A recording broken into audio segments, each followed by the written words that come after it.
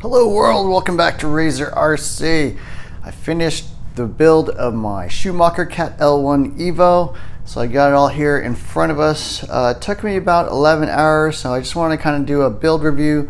I haven't gotten a chance to run it, just have it all put together and pretty much ready to run.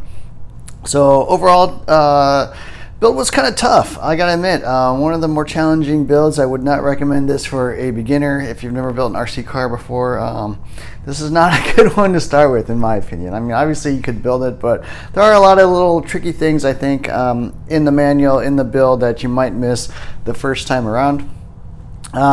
So here's what my kit actually looks like. So I'm running a Savox 1258 TG titanium geared, metal geared servo, obviously. Hobby Wing V3.1 stock spec ESC, a little Trinity Punisher 13.5 turn motor, and then I'm going to run a LCG battery here in the back. So some quick tips on what you'll need to actually build this kit. If you're running 13.5 like I am, actually the stock spur gear and pinions are not going to really work. So it comes with the 83 tooth spur gear. You're going to want to order the 78 tooth spur gear, because this is just too big. You're not going to be able to get the gearing tall enough, basically.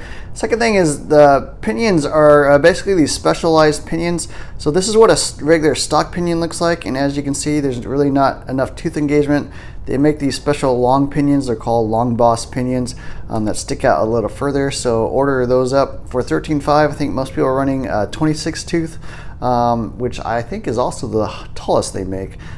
So get at least a 26, maybe a 25, you know, depending on what RPM motor you're actually running.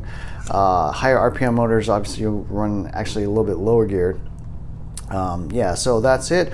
Another thing I ordered and hasn't come yet are these little thumb screws. So these are plastic. In my opinion, they're going to strip out pretty quick here on these little worm screws. So I ordered instead the aluminum ones. They're like 12 bucks or so. Not a big deal. Yeah, so I recommend picking those parts up, especially if you're going to run 13.5 motors. So yeah, that's my actual RC kit. As you can see, a lot of carbon fiber. So quick look at the vehicle. It's belt drive, of course. There's got two belts, one here in the front, one in the back. Uses little pulley tensioners with ball bearings on them, one in the front and then one here in the back, these little red bearings. So obviously a lot of drag on the drivetrain itself. There's a ton of bearings in this thing that everything's riding on. So in my opinion, probably more drag than a shaft drive car. So this is pretty much designed for carpet, and I would say a little bit more for the mod side. You could run this in dirt, but it'd have to be a pretty clean, like indoor clay to dirt or something, because all these belts and stuff are exposed. You would not want to run this in like a super dusty outdoor type track. And then I think the drivetrain is probably a little less efficient than the shaft drive version. So I set it up as 13.5. We'll see how it goes. But yeah, that's pretty much what it looks like. 2mm chassis. And then obviously these long, thick carbon fiber reinforcements going from front to back. Front end, aluminum body shocks, aluminum jesters, aluminum rings, although the top pieces are plastic. I think these are titanium nitride shafts, sway bars front and rear, steel universals front and rear. They're kind of finished in this nice brown color, pretty cool, but they are universals front and rear. Hexes are pretty interesting. They have kind of this O-ring around the hex to basically keep in the pin. Never seen that before, so you may want to stock extra O-rings just in case those break or whatever. I don't know. Hopefully there's no issue there, but kind of interesting design. Removable trays for your electronics.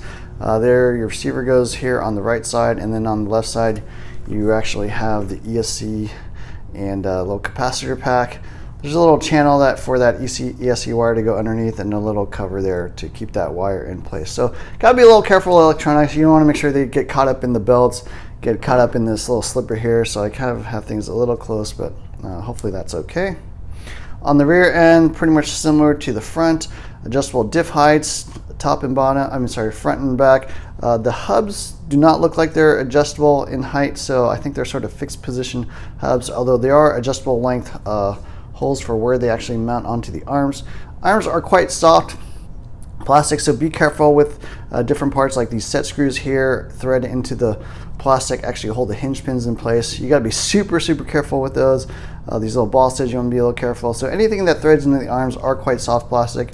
The rest of the vehicle is pretty much all aluminum. I mean, the aluminum hinge pin braces, diff cases, the bottom halves are aluminum, the top halves are plastic.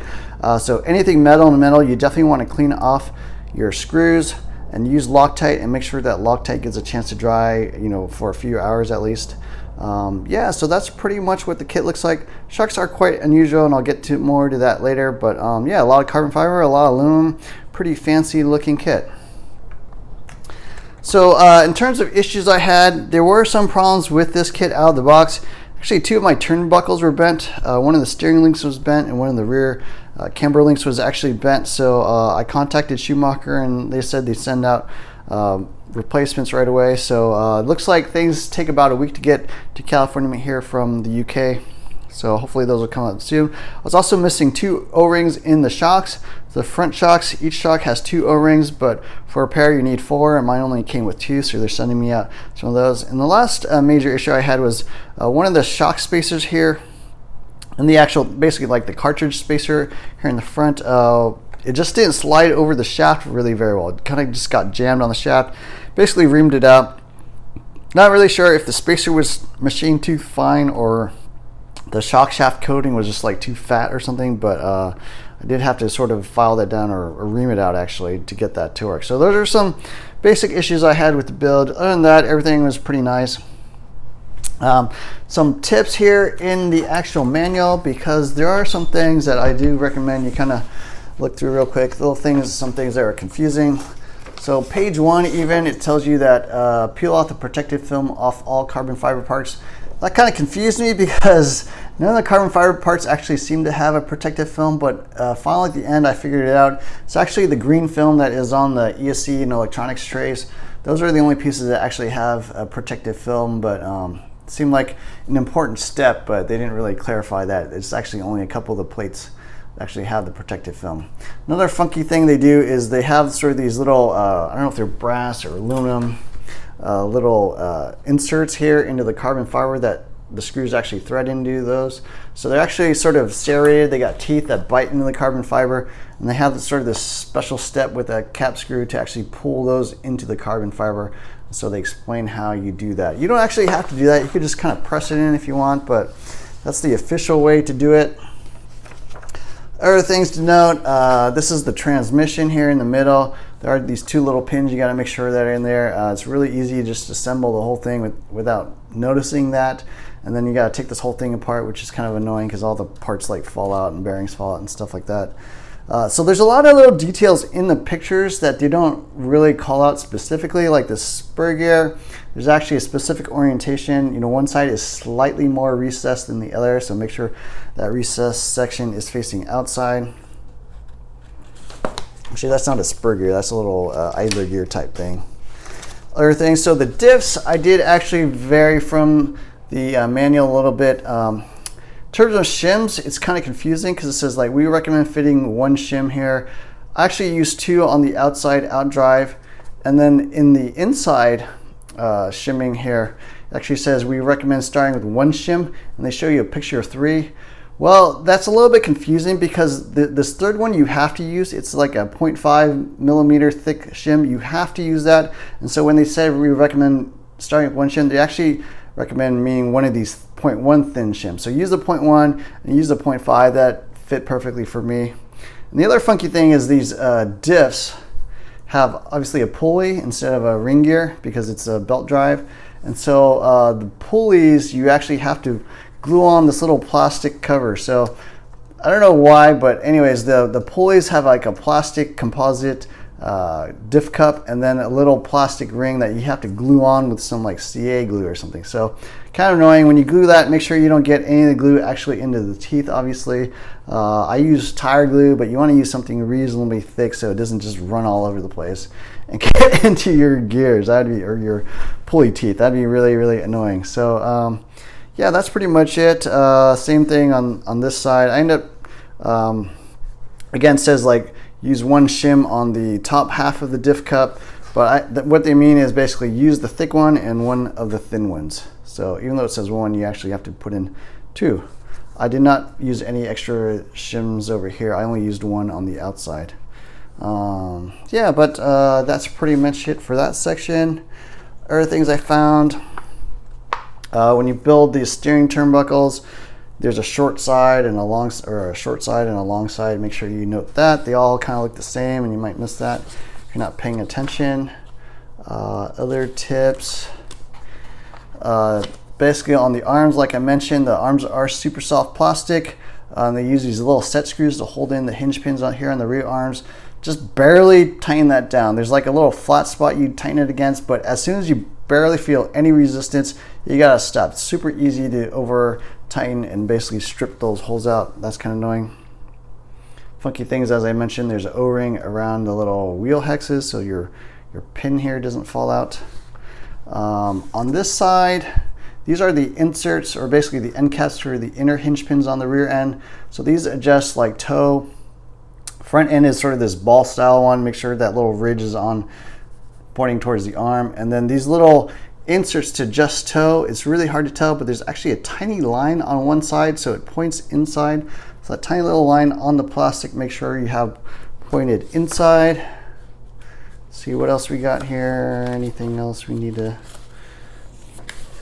go through? That's that. Inserts, and then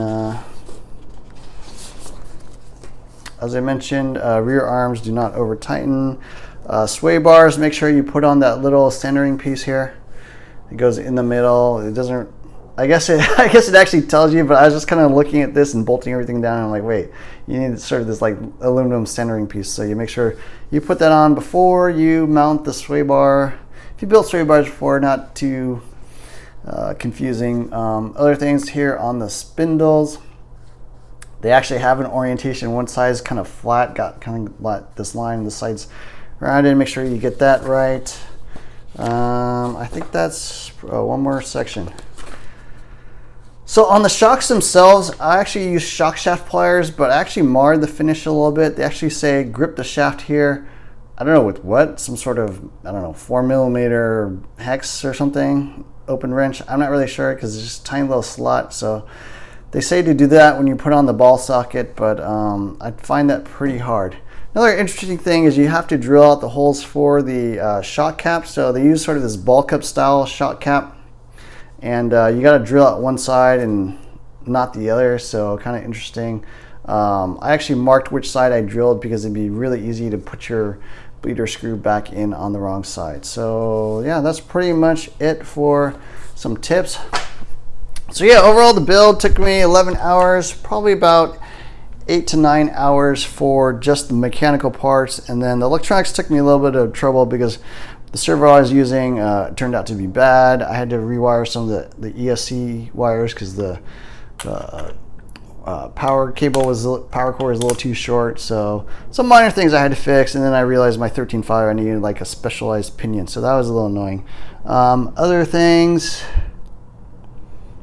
yeah, that's pretty much it. That's pretty much my build of the Schumacher CAT L1 Evo. Waiting on a couple more parts, the aluminum thumb screws, and then some of the gears here I'm waiting on those to come in. So here locally in the US, there's Discount RC Store. I think there's another store, Trackstar or something like that, Trackstar Hobbies. Amy also carries Schumacher parts. You can also order from the UK, so I went to the website. Actually, I ordered like these springs. I'm running black springs front and rear. Those took about a week to get here, so it was not too bad, but obviously part support for this brand are going to be a little bit tougher because the brand is less common. That's one of the issues, not issues, but one of the challenges, I guess, running a different brand is that it's going to be harder to get parts. Your local hobby store is not going to carry stuff, so you pretty much have to source stuff online. Yeah, and that's pretty much it. So I hope you enjoyed this build. I'm going to get all the parts finished putting on as soon as they come in, and then take it out of the track and try to run this bad boy and see how it performs. So anyways, that's it. Thanks for watching. Please like, share, subscribe, hit the add notifications button, share with your friends, and look for more videos soon. Thanks for watching.